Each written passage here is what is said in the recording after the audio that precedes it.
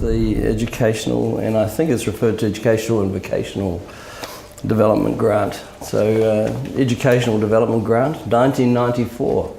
The study was to set up looking at journalism and media education, media studies, and researching to look at how we would develop that in New Zealand. I set out to go to quite a number of different locations, places, cities, colleges, to study with some people who were obviously specialists in their fields, you know. But I went to San Francisco and spent a little time with the Freedom Forum, which was Gannett, which is the newspaper people who do USA Today and so on. And I was intrigued about their educational materials and managed to fit in some visits to schools in high schools. This is Oakland, and also just south of San Francisco, Homestead High School. Quite incredible institutions, you know, amazing teachers doing incredible things. I could see the things that we could do in New Zealand that would be something akin to that. From there I was in Portland, Oregon. Oregonian newspaper was very advanced and progressive at the time on what we called maestro approach to news gathering, which is a complete team, but like a television team really. And we had a large conference of US faculty from colleges and high schools to talk about, you know, what was going on in journalism. It was very useful. I had a really useful time up there with a bunch of education reporters who were reporting youth issues in newspapers around the United States, and that was just really good value as well. From there I was in Chicago at the University of Illinois, the lab schools in the university. Professor there was involved in writing books on standards of journalism, which had gone nationwide. And then to Boston University, looking at some schools there, some wonderful high schools, where students were doing what I had seen in the 70s in the universities, here at University of Canterbury, underground newspapers. But these were high school students where faculty teachers were really involved in doing really different publication stuff.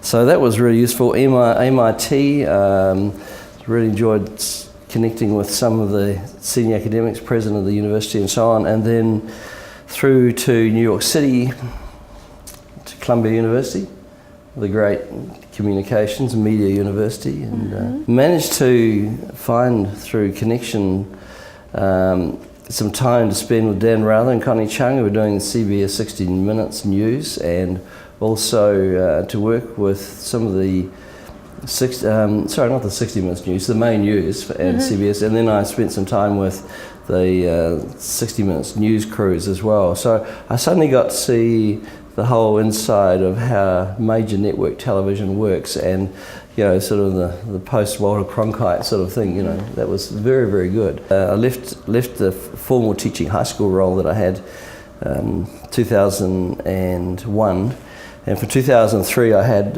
taken over a site which was quite a well-known New Zealand icon, a fellow called John Britton, motorbike design and a whole lot of other things. And he had passed away, unfortunately, at 45, a younger age. And there was a project that I got persuaded to take, and I ended up with developing, creating, designing a unique boutique hotel. So I became an investor, designer, developer, everything. And I guess I had skills in the field. I'd done a lot of things that kind of focused towards that. I had an international school program which I was running as well, and it had run for many years, from late 1980s. And I was running programs around the world from the United States for college and high school students. Fantastic, yeah. Quite uniquely different sort of programs, based very much on the Lakeside School Seattle, which I regard very highly in terms of what it was doing. 9/11 just knocked that out of the water. I think too that media as well has just kept on going. Someone rang the other day about writing some historical notes for a media organisation we had for teachers. And we were reminiscing back as to what we were doing like 15, 20 years ago. So always an interest in all of those fields, hasn't gone away. Fulbright in itself changes people, and it says you on another life, it puts you onto another sentient journey, if you could put it that way. You can see that in talking to particularly older Fulbright people who've had experience way back and can actually see the Fulbright experience in the context of what they've done, I was in the University of Illinois, and the university professor who was very good at journalism standards was more capable, sixth sense person than I had ever come across in my life. And I think the students in the university that day became second to me and where my destiny should be. And by the time I left the university, I have to say I was a shattered man.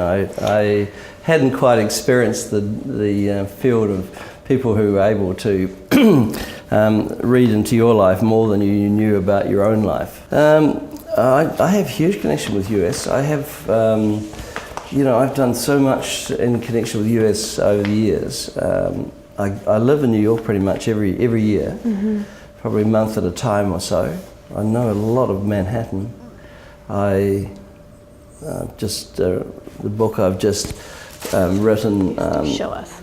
Finding Passage, and Off the Square, Finding Passage, under my pen name of Kris Jiddhu, from Jiddhu Christian Mercy, of course, is now on the shelf for New York University as of just several days ago.